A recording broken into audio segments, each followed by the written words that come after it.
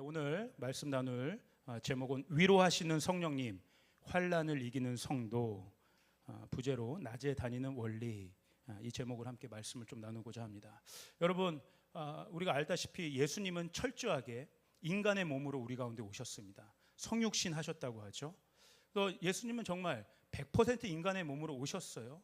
그러나 예수님이 인간의 몸으로 이 땅에 오셔서 살아가신 그 모습들, 우리 제자들에게, 사람들에게 보여주셨던 모습들은 그냥 우리가 생각했던 모습이랑은 좀 달라 보여요. 그러니까 뭐냐면 인간의 어떤 상식들, 그거를 우리는 뭐 이성적인 생각이라고 할 수도 있고, 합리적인 생각들, 논리적인 생각들, 또 효율적인 생각들, 이런 것과는 전혀 맞지 않는 그런 모습들, 그런 생각과 행보를 보여주실 때가 너무나 많아 보였던 거죠.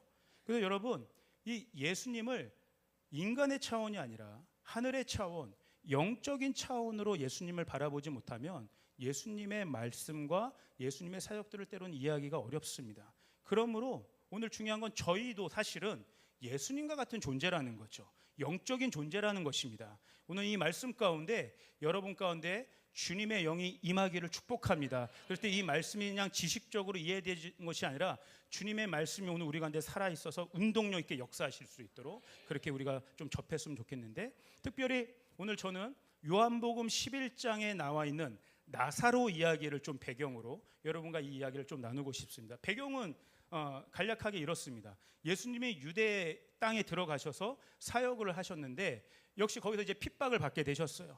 그 유대인들이 예수님을 돌로 죽이려는 일들이 있었던 거죠. 그래서 그 위험을 피해서 예수님이 요단 건너편, 동편으로 다시 제자들과 좀 몸을 피해서 이렇게 오셨습니다. 그래서 요단 동편에 머물고 계신 그 상황에서 누가 찾아와요.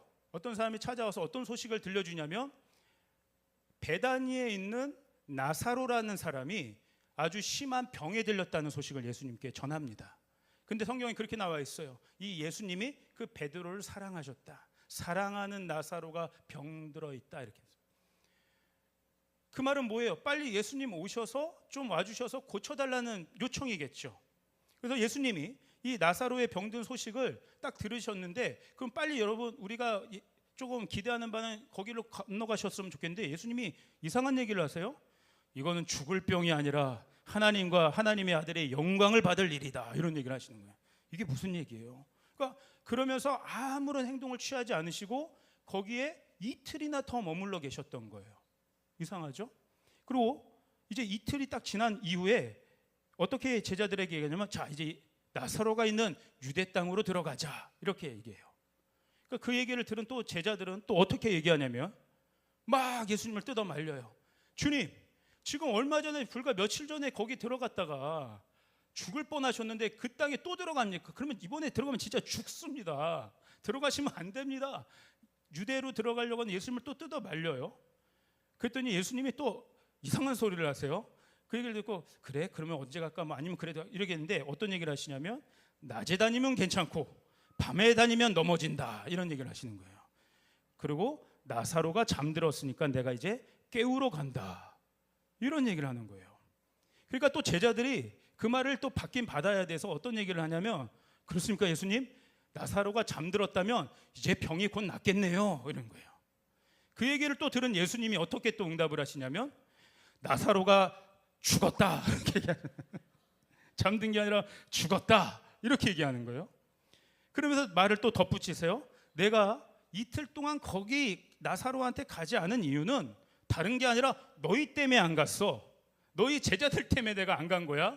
근데 내가 안 간 것으로 인해서 나는 기쁘다. 왜? 너희들이 곧 있으면 뭔가를 믿게 될 테니까. 그러니 이제 나사로한테 가자, 이렇게 해요. 그러니까 그 말을 또 들은 도마라는 제자가, 그렇습니까 주님? 그러면 제자들 우리도 그와 함께 죽으러 가자. 예, 이게 무슨 코미디 같아요, 사실 보면요. 제가 여러분 요한복음 11장 1절에서 16절을 가감없이 전달한 겁니다. 제 얘기가 이해가 좀 되시나요? 잘 이해가 안 되시죠? 예, 이게 어려워요, 사실은. 무슨 시트콤을 찍는 것도 아니고 완전 동문서답의 향연이죠. 그래서 저는 오늘 이 본문을 중심으로 몇 가지 조금 어렵게 느껴질 만한 상황들을 놓고 여러분과 좀 이야기를 나누고자 합니다. 저는 그것을 어려운 문제, 난제라고 표현을 해봤어요. 첫 번째 난제는 9절에 있습니다. 우리 요한복음 11장 8절에서 10절까지 한번 같이 읽어볼까요? 자, 시작. 제자들이 말하되 랍비여 방금도 유대인들이 돌로 치려 하였는데 또 그리로 가시려 하나이까? 예수께서 대답하시되 낮이 12시간이 아니냐? 사람이 낮에 다니면 이 세상의 빛을 봄으로 실족하지 아니하고 밤에 다니면 빛이 그 사람 안에 없는 고로 실족하느니라. 예, 제가 얘기한 대로 좀 이상하게 예수님 대답하세요. 이게 알듯하기도 하고 모를 듯하기도 하고. 근데 예수님이 이렇게 말씀하신 거죠. 낮에 다니면 그 빛이 그 사람한테 있어서 넘어지지 않고, 밤에 다니면 그 빛이 사람 안에 그 사람 안에 없어서 넘어진다는 거예요. 한마디로 이 말씀만 놓고 보면 예수님의 말씀의 핵심은 뭐냐면 내 안에 빛이 있는가 없는가가 중요하다는 거예요. 예, 빛이 내 안에 있으면 넘어지지 않을 것이고 빛이 없으면 넘어진다고 하는 거예요. 그럼 이 빛은 무엇일까? 이 빛은 여러분 성령님이십니다.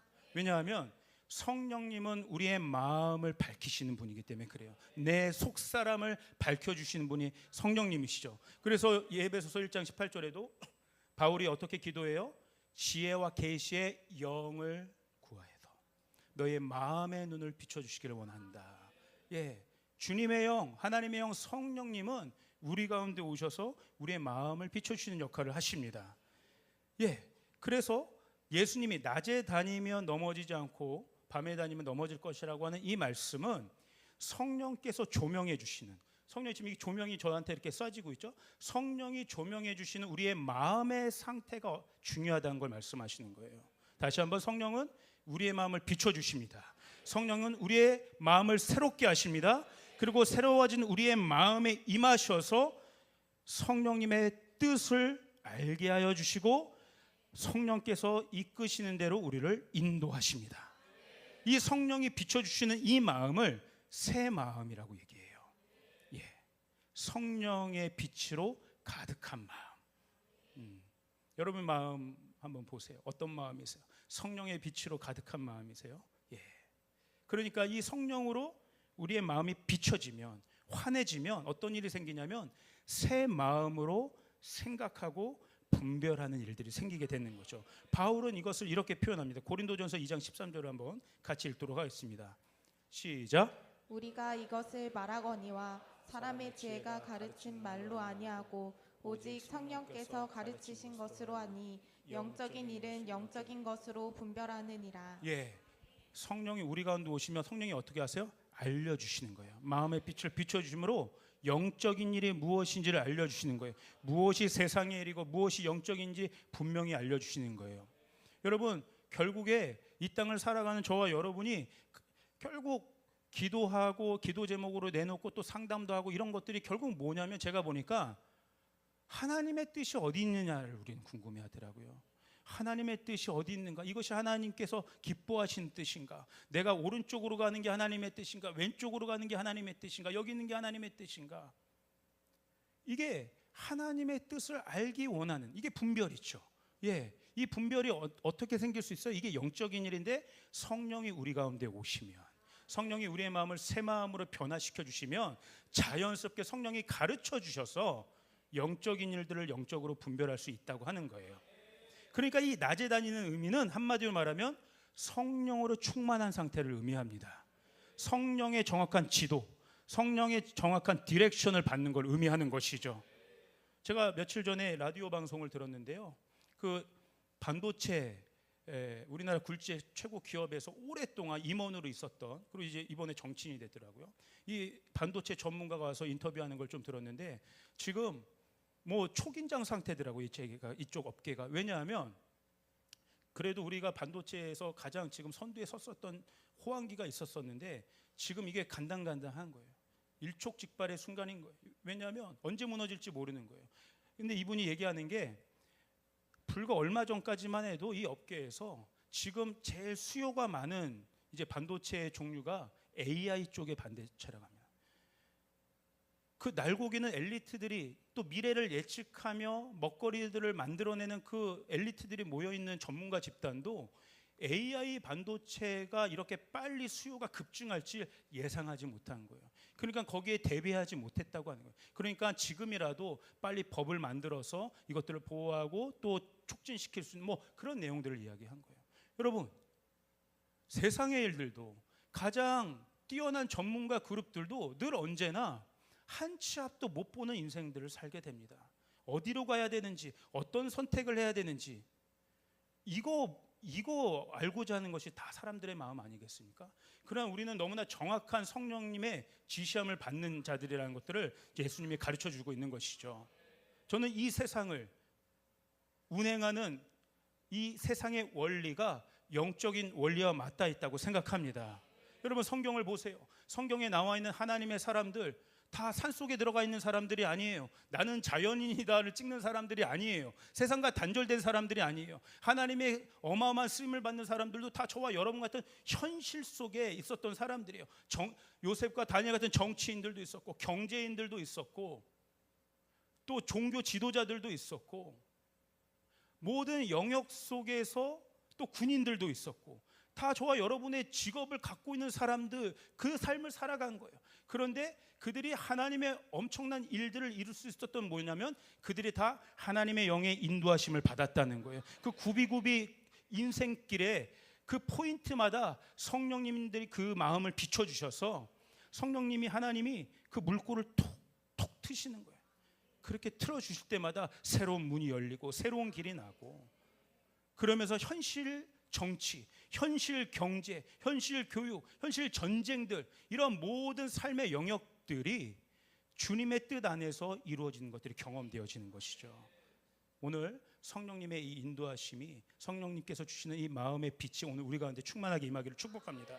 그러니까 예수님이 나사로가 이제 이틀 후에 나사로가 있는 그 지역에 이제 가겠다라고 하는 그 의미는 철저하게 영적인 차원인 것이죠. 성령님의 인도함을 받는 차원이라고 얘기할 수 있어요.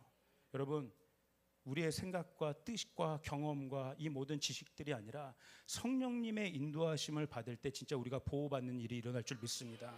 낮에 다니기 때문에 넘어지지 않을 수 있다는 거예요. 모든 게 환히 밝게 보일 수 있다는 거예요. 그러나 성령님의 인도하심을 받지 못한 상태는 그게 밤의 상태라는 거예요.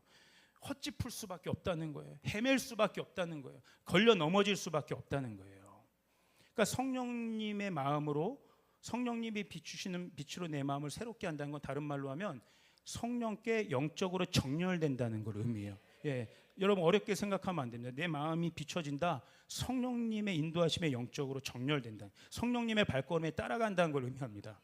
최근에 제 막둥이 아들 7살 나는 그 막내 아들과 곧잘 재미있는 놀이를 하는 게 있어요.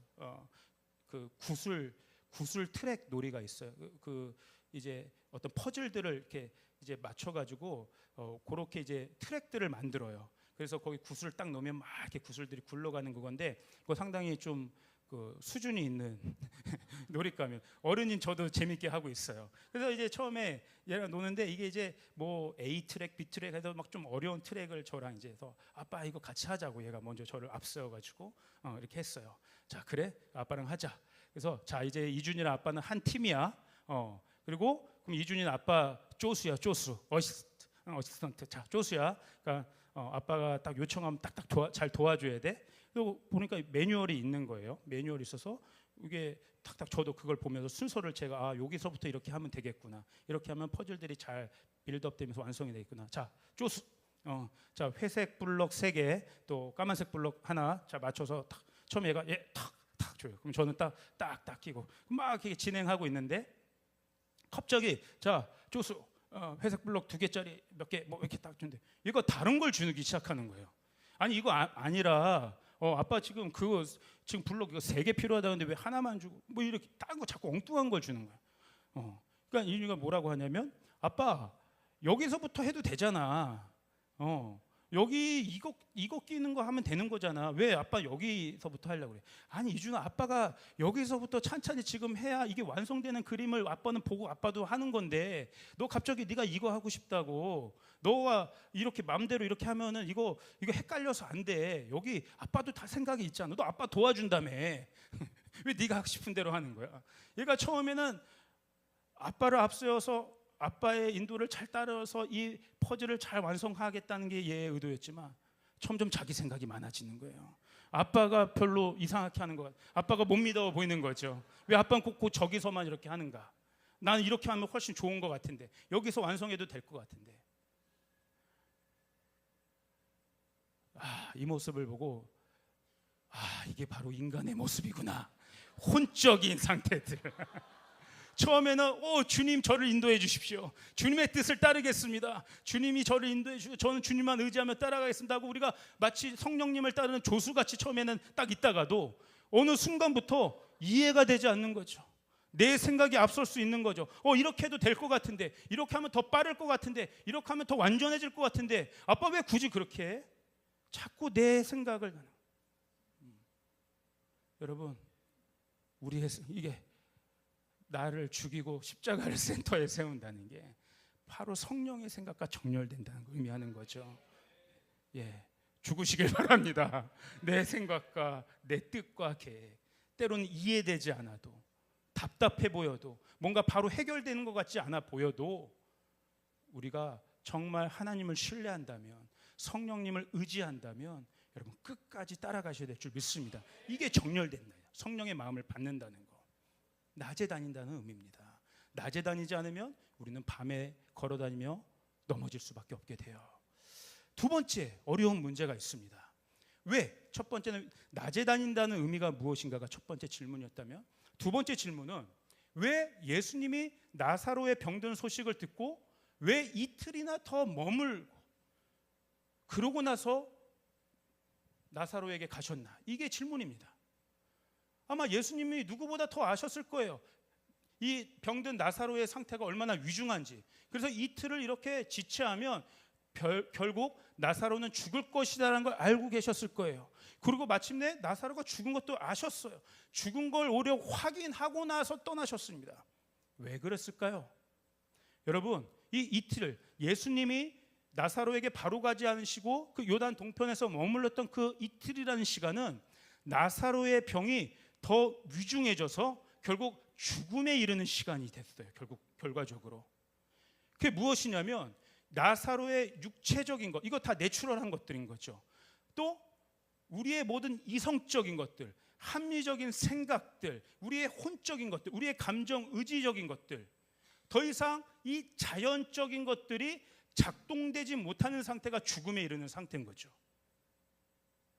예수님은 바로 그 육체적, 혼적인 한계의 상황을 그 이틀이라는 시간 동안 극대화시켰다고 볼 수 있습니다. 기다리신 거예요.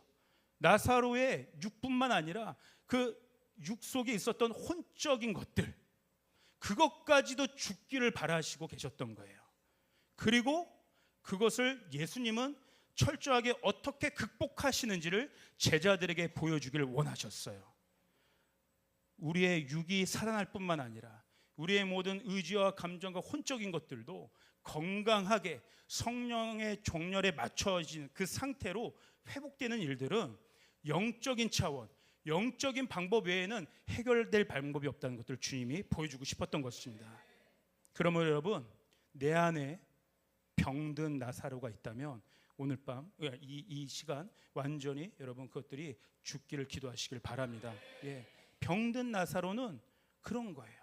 내 육적인 자아, 혼적인 자아, 이게 죽어야 돼요. 예수님은 이걸 죽기를 바라셨던 거예요. 내 안에 병든 자아, 육적인 자아, 옛자아, 죄성을 가진 자아가 완전히 십자가에 못 박혀 죽어야 될 줄 믿습니다. 죽지 않으면 다시 살 수가 없는 거죠. 완전히 새로워진 변화로 거듭날 수 없어요. 어설프게 살아있으면 안 됩니다. 십자가에서 완전히 죽어야 돼요.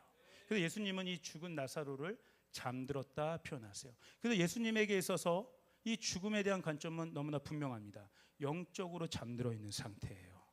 그리고 예수님이 이 땅에 오신 목적은 또 너무나 분명하죠. 그 잠들어 있는 자들을 깨우러 오신 것이 주님이 이 땅에 오신 이유입니다. 그러므로 여러분, 우리의 모든 생각과 우리의 모든 마음의 문제들이 이 시간 주님 앞에 다시 거듭나는 시간들이 되기를 축복합니다. 믿음으로 주님의 영으로 작동하는 생각이어야 하는 것이죠. 15절 보면요, 예수님이 그렇게 해요. 아까 내가 거기 있지 아니한 것을 너희를 위하여 기뻐하노니 너희로 믿게 하려 함이라. 그러니까 이제 아마 예수님은 이미 앞날을 보고 계신 거죠. 이제 유대 땅 안에 베다니에 들어가서 죽은 나사로를 살리는 것을 보면서 예수님이 그렇게 선포하실 거예요. 나는 부활이요 생명이다. 나로 말미암지 않고는 아버지께로 나올 자가 없느니라. 이 어마어마한 죽음을 완전히 격침시키고 부활 생명을 선포하고 실제적으로 눈에 보이는 사건을 일으키실 일들을 주님이 할 텐데, 그 주님의 일들을 보게 되면 제자들 안에 믿음이 생길 거라는 거예요. 그 부활 생명, 그리고 주님이 왜 낮에 다녀야 된다는 말씀을 하셨는지, 왜 이틀을 머무시고 그 집 가운데 가셨는지를 다 알게 될 거라는 거예요. 이것으로 인하여 주님 기뻐하신다는 거예요. 제자들에게 실제적인 그 부활 생명에 어마어마한 믿음이 생겨날 것에 대한 예수님의 예언적인 선포였어요. 그러니까 보면 여러분, 예수님이 어떠한 포인트에서 제자들을 가장 기쁘게 여겨셨는지 우리가 잘 볼 필요가 있다고 생각해요. 예수님 제자들로부터도 기쁨을 얻기 원하셨어요. 그런데 어떤 기쁨이에요? 제자들 안에 믿음이 막 강해질 때, 영적인 생명력으로 가득할 때 주님의 마음 기쁜 거예요. 제가 아까 일부 예배도 그런 말씀을 좀 드렸지만, 저도 부족하지만 목회자로서 정말 그때가 제일 보람되고 기쁜 것 같아요. 우리 성도들이 어렵고 힘들고 낙심되고 누가 봐도 참 힘든 상황 가운데 있는데도 거기에서 낙심되지 않고 넘어지지 않고 다시 또 일어나서 쇠이 먹고 주님 붙잡고 주님 자리에 나아가서 그 믿음들이 자라고 성장하고 다음 단계로 올라갈 때 정말 보람돼요. 정말 기뻐요. 그래서 주님의 이 기쁨이 무엇인지 아주 조금은 느끼게 하시는 그 은혜가 있습니다. 여러분, 믿음이 약해지면 안 됩니다. 여러분, 믿음이 여러분 가운데 충만하게 임하기를 축복합니다. 자, 그래서 예수님이 이제 베다니로 향해 가십니다. 예수님 자체가 어떤 분이세요? 낮에 다니시는 분이에요. 낮에 다니신다는 분은 사실 예수님 자체가 하나님의 영으로 충만한 분이신 것이죠. 하나님의 영으로 충만한 자가 궁극적으로 향해야 될 방향성이 이제 어디인지를 그 다음 단계에서 예수님은 보여주고 계세요. 성령으로 충만해서 내가 어떻게 할 것인가? 내가 성령으로 충만해지는 목적이 무엇인가? 내가 낮에 다녀야 되는 그 이유는 무엇인가? 어디로 그래서 갈 것인가? 예수님은 그 모습을 보여주고 계세요. 이 영적인 일의 핵심은 결국에는 여러분, 영적인 일에 지향하는 가장 수렴되는 핵심은 바로 사랑입니다. 사랑은 곧 사람을 살리는 일로 나아가게 되어 있어요. 여러분, 예수님의 베다니에 아까 가셨던 이유는 너무 분명한 거죠. 우리는 이미 다 알고 있습니다. 죽은 나사로를 살리기 위해서 그러신 거죠. 사실 어떻게 보면 예수님이 아까 다시 유대 땅으로 들어가신 것은 제자들이 그렇게 극구 만류했던 것처럼 굉장한 리스크가 있는 일들이었어요. 사실 전쟁터 안으로 다시 뛰어든 거나 마찬가지입니다. 언제 또 유대인들이 책잡아서 예수님을 해코지 할지 몰라요. 그럼에도 불구하고 성령이 우리를 이끄시는 방향은 사람을 살리는 일로 우리를 인도하신다는 거예요.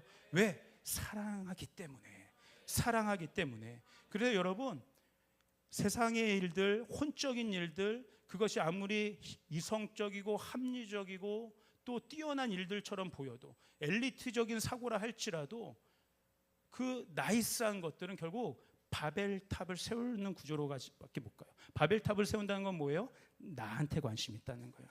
나를 위한 일로 그것이 수렴된다는 거예요. 그러나 영적인 일들, 성령이 우리 가운데 충만히 임하시면 성령이 우리를 어디로 인도해요? 나의 범위를 벗어나서 주님이 나에게 맡겨주신 영혼들을 위해 가게 되어 있다는 거예요. 그래서 여러분, 오늘 우리 가운데 성령의 빛이 강하게 조명되어야 되는 이유는 우리의 마음이 새롭게 변화를 받아야 되는 거예요. 이 안에서 구심력을 만들어야 돼요. 조그만 빛이 계속 믿음을 활성화시켜서 성령이 큰 빛으로 여러분 우리가 만들어야 될 줄 믿습니다. 이 구심력이 우리 안에서 만들어지면 이 구심력은 반드시 어디로 확장돼요? 원심력을 갖게 돼요. 주님이 하셨던 사역들을 우리도 감당하게 되는 것이죠. 성령이 우리를 그리로 인도하시는 거예요. 이게 바로 선교죠.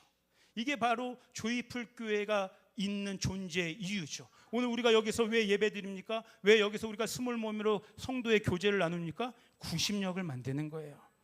여기서 예배 드리는 그 성령의 빛을 받아서 우리가 하나님이 부르신 그 현장 가운데 나아가게 하는 거죠. 제가 말씀드린 것처럼 영적인 일은 인간의 모든 이해와 논리성과 합리성과 효율성을 뛰어넘습니다. 여러분 여기 부모님들 많이 계시잖아요. 아마 이해하실 거예요. 저도 자녀들을 키우는 부모 입장에서 이 부모와 자녀의 관계를 합리성에서 생각할 수가 없겠더라고요. 그렇죠? 부모는 자식을 합리적, 논리적, 효율적인 컨셉을 가지고 키울 수가 없어요. 그렇게 자녀들을 대하지 않아요. 네가 이렇게 했으니까 나는 이렇게 하는 거야. 너가 이렇게 했으니까 나는 이렇게. 그렇게 여러분 컨디셔널하게 하는 게 아닌 거잖아요. 그게 어떻게 보면 합리적인 것이고 논리적인 것인데, 오히려 만약에 어떤 부모가 자기 자식을 논리적이고 합리적이고 효율성의 근거에서, 세상의 어떤 이치의 근거에서 자녀를 키우는 부모를 본다면 우리는 그 부모를 뭐라고 여기겠습니까? 부모가 왜 저래? 어떻게 자기 자식을 저렇게 대할 수가 있어? 부모 맞아? 아마 그런 부모를 오히려 상식적이지 않다라고 생각할 거예요. 왜? 부모와 자녀는 관계로 연결된 존재이기 때문에 그렇습니다.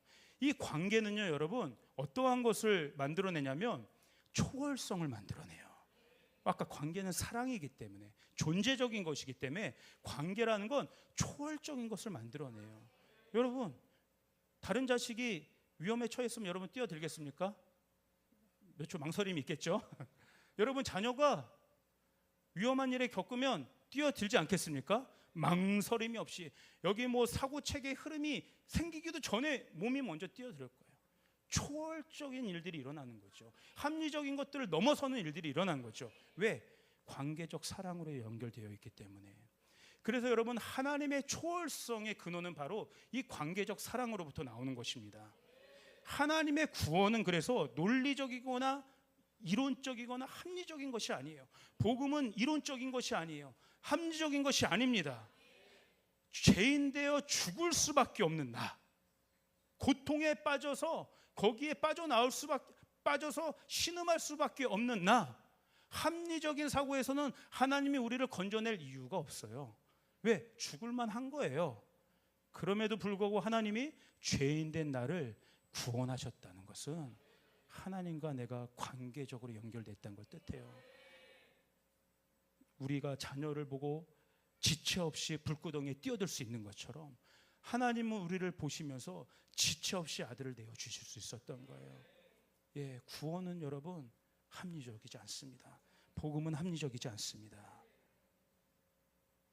그래서 예수님이 우리 가운데 오시는 건 어떤 영으로 오셨어요? 아까 영이 충만했는데 이제 어떤 영으로 오신 거예요? 살리는 영으로 오신 거예요. 살리는 영, 생명을 구하는 영. 오늘 예수님을 따르는 저와 여러분의 영성도 이와 같아야 될 줄 믿습니다.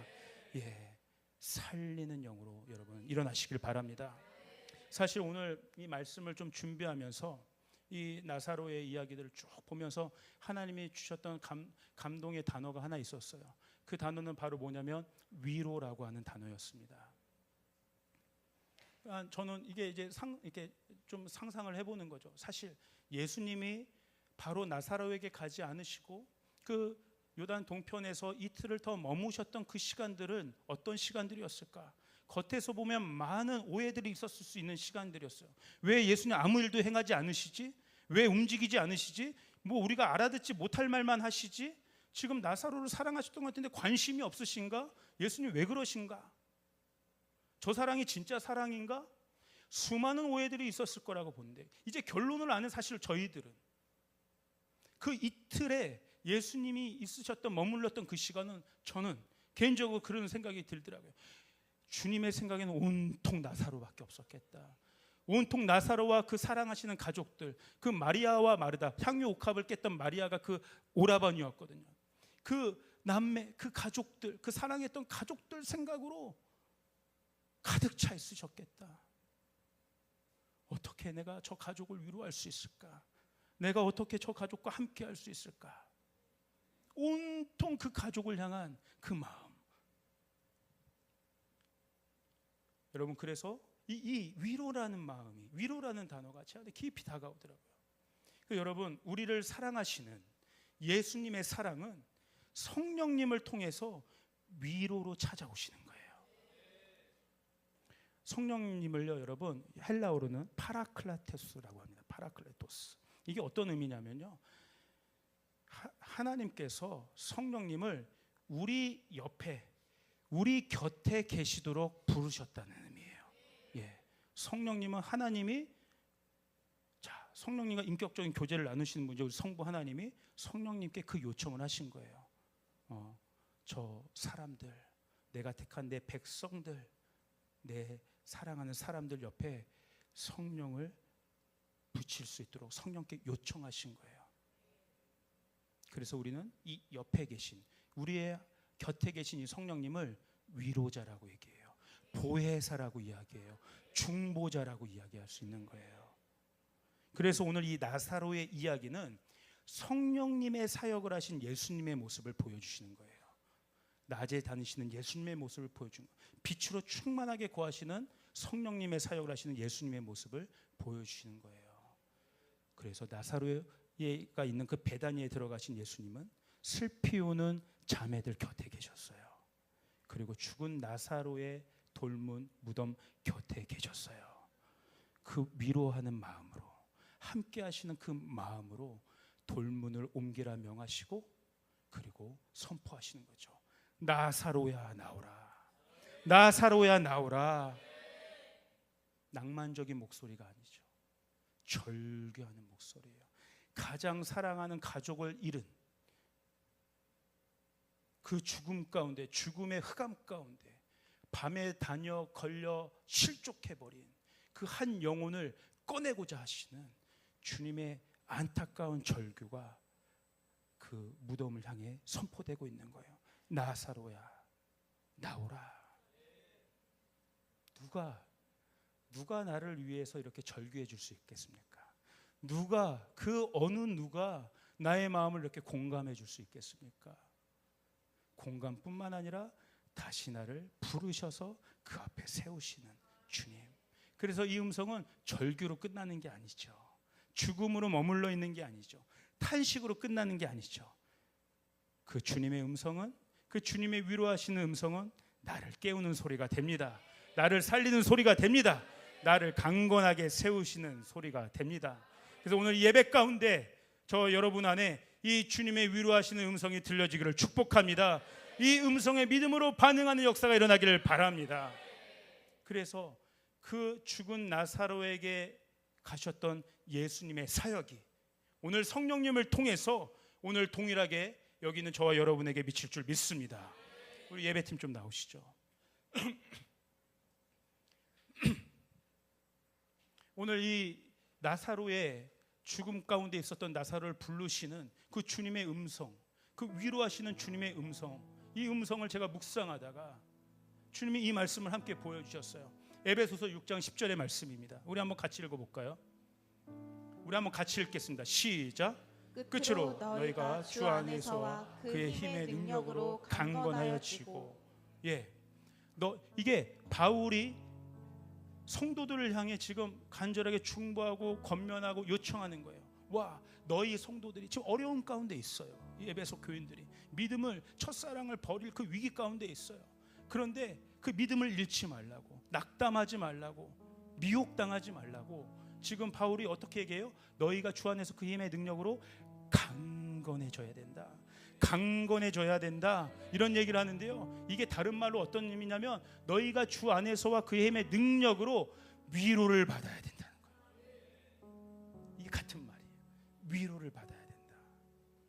그래서 오늘 주님이 우리에게 주시는 음성, 성령님이 우리에게 주시는 이 위로의 차원은 여러분 그냥 동정의 차원이 아니에요. 그냥 주저앉아 있는 자를 아이고 힘들었어. 그래 힘들었어. 아이고 얼마나 힘들었어. 그래.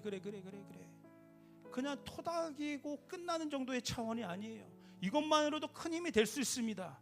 공감해 주는 거니까. 그런데 우리 성령님이 주시는 위로의 차원은 이 공감을 더 올려버려요. 그 주저앉은 자를 공감해 줄 뿐만 아니라 강건하게 일으켜 세워주신다는 거예요. 주저앉지 않게 해주신다는 거예요. 강건케 하신다는 거예요. 힘을 주신다는 거예요. 능력 주신다는 거예요. 이게 성령님의 위로예요. 성령님의 위로. 그래서 바울은 아까 에베소 6장 10절에 그렇게 권면하고 우리가 잘 아는 그 권면을 계속해서 이어가죠. 우리 에베소 6장 12절 13절을 같이 한번 읽어볼까요? 시작. 우리의 씨름은 혈과 육을 상대하는 것이 아니요 통치자들과 권세들과 이 어둠의 세상 주관자들과 하늘에 있는 악의 영들을 상대함이라. 그러므로 하나님의 전신갑주를 취하라. 이는 악한 날에 너희가 능히 대적하고 모든 일을 행한 후에 서기 위함이라. 아멘. 한마디로 뭐예요? 밤 가운데 지나고 있는 자들, 밤에 다니는 자들을 주님께서 깨우셔서 일으키신다는 거예요. 왜 이렇게 해야 되느냐? 마지막 날에, 이 악한 날에 너희가 능히 대적하고 모든 일을 행하고 능히 서기 위함이라. 주저앉아 있는 게 아니라 능히 서기 위함이라. 하나님께서 이 어둠 세상의 주관자들을 이기게 하실 것입니다. 우리를 밤이 아니라 낮으로 우리가 다닐 수 있도록 하나님이 성령께서 우리를 인도하실 것입니다. 이 서다라는 의미, 능히 서다라는 의미가 바로 이런 의미예요. 견고하게 서 있는 거예요. 존재적으로 서 있는 거예요. 어떤 모습이에요? 최종 승리의 위치에 서 있는 모습이에요. 최종 승리의 모습, 승리자로 주님 앞에 흔들림 없이 서 있는 자들이에요. 여러분, 사도 요한이요 이 모습을 봐요. 계시록에서 마지막 때 모든 것이 진동해요. 모든 어떤 심판의 때가 임하는 것들을 보게 돼요. 그래서 그때 당시에 사람들이 그날이 오면 왕들과 모든 고관들, 또 잘 사는 사람들, 못 사는 사람들, 너나 할 것 없이 그 다가오는 심판 진노의 날에 불불 떨면서 휘청휘청거려요. 그러면서 그들이 그렇게 탄식합니다. 계시록 6장 17절 보여주겠어요? 그들이 어떻게 얘기하냐면 그들의 진노의 큰 날이 이르렀으니 누가 능히 설 수 있으리요. 그들이 그렇게 외치는 거예요. 누가 능히 여기서 이런 상황에서 이 환난의 때, 이 어려운 고난의 때에 이 문제들 앞에서 누가 능히 설 수 있겠는가? 너무 힘들다, 어렵다, 아무도 서 있을 수가 없다. 이 절규의 소리가 나옵니다. 마치 동굴 안에, 무덤 안에 있는 나사로의 외침 같은 거죠. 누가 나를 꺼내줄 수 있겠는가? 누가 나를 살릴 수 있겠는가? 이게 이 계시록 6장에 나오는데, 이제 7장으로 넘어가면 하나님께서 요한에게 새로운 장면을 보여주세요. 그게 7장 9절 12절에 나와 있습니다. 제가 한번 읽겠습니다. 이 일 후에, 이 진노의 어떤 심판들 속에서 모든 사람들의 두려워 벌벌 떠는 이것들을 본 이 일 후에 내가 보니 각 나라와 족속과 백성과 방언에서 아무도 능히 셀 수 없는 큰 무리가 나와 흰 옷을 입고 손에 종려가지를 들고 보좌 앞과 어린 양 앞에 서서 그들이 큰 소리로 외쳐 이르되 구원하심이 보좌에 앉으신 우리 하나님과 어린 양에게 있도다 하니 모든 천사가 보좌와 장로가 대생물 주위에 서 있다가 보좌 앞에 엎드려 얼굴을 대고 하나님께 경배하여 이르되 아멘. 찬송과 영광과 지혜와 감사와 존귀와 권능과 힘이 우리 하나님께 세세토록 있을지어다. 아멘 하더라. 누가 능히 서리요? 그 절규 앞에, 그 탄식의 소리 앞에 하나님은 요한을 어떤 장면으로 데려가셨냐면 셀 수 없는 큰 무리들을 보여주신 거예요. 그들이 어디에 서 있었느냐? 하나님과 보좌 어린 양이 계신 그 앞에 그들이 서 있었다. 그들이 그 어린 양 대신 주님을 향해서 주님께 온전한 영광을 드린 것들을 보여주시는 거예요. 그들이 서서. 그러니까 여기 장로가 요한한테 물어봐요. 저 능히 셀 수 없는 큰 무리가 도대체 그럼 누구야? 이 사람들은 어디에서 온 거야? 오히려 요한한테 물어봐요. 그 장로가. 그때 요한이 뭐라고 대답하면 잘 모르겠는데요. 그러면 누구예요? 저는 지금 이게 막 이게 비전으로 보여져서 지금 이렇게 볼 뿐인데 모르겠습니다. 장로님이 아시잖아요. 장로님이 아시잖아요. 이렇게 하는 거예요. 그 말씀이 13절부터 나와요. 한번 보시겠어요? 또 제가 읽어볼게요. 장로 중 하나가 응답하여 나에게 이르되 이 흰옷 입은 자들이 누구며 또 어디서 왔느냐 이렇게 물어봐요. 그랬더니 요한이 대답해요. 내가 말하기를 내 주여 당신이 아시나이다. 아니 그가 나에게 이르되 설명해 주는 거예요. 이는 큰 환난에서 나오는 자들인데 어린 양의 피에 그 옷을 씻어 희게 하였느니라. 그러므로 그들이 하나님의 보좌 앞에 있고 또 그의 성전에서 밤낮 하나님을 섬김에 보좌에 앉으시니까 그들 위에 장막을 치시리니 그들이 다시는 줄이지도 아니하며 목마르지도 아니하고 해나 아무 뜨거운 기운에 상하지도 아니하리니 이는 보좌 가운데 계신 어린 양이 그들의 목자가 되사 생명수 샘으로 인도하시고 하나님께서 그들의 눈에서 모든 눈물을 씻어 주실 것임이라. 이들이 누구냐? 환난 가운데 있었던 자들이다. 어디에서 나온 자들인가? 환난에서 나온 자들이다. 그들이 이제 어린 양 앞에서 승리의 예배를 드리는 거예요. 그들의 모든 눈물, 그들의 모든 고통, 그들의 모든 신음소리가 다 제하여지고 회복의 찬양이 일어나게 되는 것이죠. 여러분, 베단이라는 그 지역 이름은 사실 어떤 뜻이냐면 가난한 자의 집이란 뜻이에요. 가난한 자의 집. 그래서 그곳은 그 가난을 해결받고 싶어하는 사람들이 모여 있는 곳이에요. 마음에 심령에 가난한 사람들도 있는 곳이에요. 위로가 필요한 사람들이 있는 곳이에요. 하늘의 공급이 필요한 사람들이 있는 곳이에요. 치유와 회복을 갈망하는 자들이 있는 곳이에요. 새로운 힘을 받을 그 갈망이 있는 사람들이 필요한 곳이에요. 소망 없는 사람들이 소망을 갈망하는 곳이 바로 베단이에요. 그런데 성경은 어떻게 증거하고 있어요? 예수님이 베다니에 있는 그 사람들을 사랑하셨다. 나사로를 사랑하셨다. 마리아와 마르다를 사랑하셨다. 그 유족들과 함께 있었던 마을 사람들을 사랑하셨다. 예수님이 베다니에 들어간 이유는 분명해요. 사랑하셨기 때문에, 그들을 자신의 가족으로 여기셨기 때문에, 그래서 그 묶여있는 것들을 풀어주시고 회복시켜주시고 세임 주시기 위해서 주님이 그곳에 들어간 것이죠. 그러므로 이 오늘 요한이 본 큰 환난 가운데 나온 셀 수 없는 큰 무리들은 바로 가난한 집 베다니에서 온 자들이라고 할 수 있습니다. 이들은 어떤 자들이에요? 환난에서 나온 자들, 옛 자아를 십자가에 못 박고 고난의 길을 통과한 사람들입니다. 성령의 위로를 받아 믿음을 지킨 자들이에요. 그러므로 오늘 이 시간, 오늘 베다니의 위로와 축복이 여러분 가운데 임하기를 축복합니다. 베다니에서 눈물 흘리는 자들을 주님 위로하여 주시옵소서. 베다니에 쓰러져 있는 자들을 주님 강건하게 세워 주시옵소서. 오늘 베다니의 위로가 여러분 가운데 임하기를 축복합니다. 성령님이 여러분을 위로하실 거예요. 여러분 한번 사진을 하나 준비했는데 보시겠어요? 이 사진을 보면요, 두 베다니가 나옵니다. 오른편에 있는 동편 베다니가 바로 요단강 맞은편에 있는 건데, 예수님이 유대 땅에서 일로 피하신 거예요. 일로 건너가신 거예요. 그래서 거기에 머물고 계셨던 거예요. 그리고 나중에 저 유대 땅, 분홍색 바탕이 있는 저 유대 땅, 바로 그 베다니로 넘어가신 겁니다. 그런데 우리가 알다시피 저 요단강 건너편 있는 베다니는 어떤 베다니였어요? 저 요단강은 예수님이 성령 세례를 받으신 곳이었어요. 저 베다니에서 예수님은 성령의 음성을 들으셨어요. 이는 나의 사랑하는 아들이라, 나의 기뻐하는 자라. 성령의 충만함을 받은 그 장소가 바로 저 요단 동편의 베단이었습니다. 그러므로 오늘 이 자리는 여러분 가운데 그 성령의 음성이 들려지는 자리가 되어야 될 줄 믿습니다. 여러분의 모든 속사람이 성령의 조명하심 가운데 밝히 드러나고 성령의 새 마음이 부어지는 시간 되기를 축복합니다.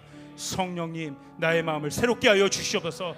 내 모든 혼적인 생각들과 내 혼적인 모든 뜻들을 다 성령의 불로 소멸하여 주시고 나의 마음의 눈을 밝히사 하나님의 선하시고 기뻐하시고 온전한 뜻이 무엇인지 알게 하여 주시옵소서. 주저앉는 자가 여기 가운데 있습니까? 낙담하고 있는 자가 여기 가운데 여러분 가운데 있습니까? 마치 나사로처럼 여러분 옴짝달싹할 수 없이 그 동굴 안에 갇혀서 주님 그 묶임 가운데 있는 자들이 있습니까? 오늘 성령이 비둘기같이 여러분에게 임하셔서 존재적인 음성이 들려지기를 원합니다. 나의 사랑하는 자다, 나의 기뻐하는 자다. 이 일들이 오늘 이 예배 가운데 있어야 그 다음 어떤 일이 생겨요? 요단을 건널 수 있게 되는 거예요. 요단을 건너 나사로가 있는 베다니로 우리가 진정으로 향할 수 있게 되는 겁니다. 여러분 이 시대를 둘러보십시오. 정말 고통 가운데, 가난함 가운데, 병듦 가운데, 묶임 가운데 있는 이 시대에 얼마나 많은 나사로들이 신음하고 있습니까? 주님의 위로와 주님의 구원하심을 기다리고 갈망하는 이 시대 피조물들이 얼마나 많이 있습니까? 그 베다니에 있는 나사로들은 오늘 저와 여러분들을 기다리고 있는 거예요. 저 요단 동편의 요단강을 넘어서서 우리 땅으로 와주십시오. 우리 가운데 와주십시오. 예수님이 성령의 사역을 그때 당시에 하셨던 것처럼 오늘 하나님께서는 저와 여러분을 통해서 그 사역을 감당하기 원하시는 거죠. 누가 일을 할 수 있겠습니까? 성령의 새 마음을 받은 자다.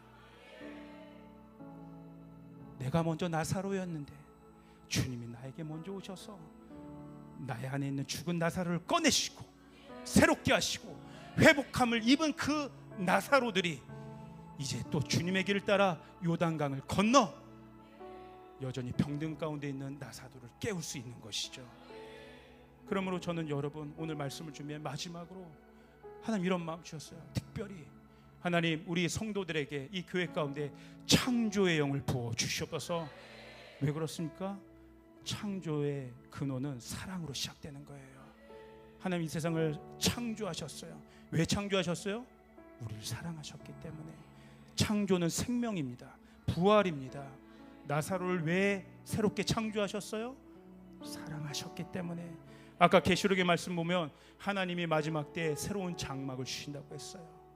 하나님은 더 이상 그 베다니를 가난한 자의 집으로 머물게 하신 것이 아니라 어린 양과 하나님이 함께하고 계시는 그 잔치의 축제가 열리는 기쁨의 집으로 변모시키십니다.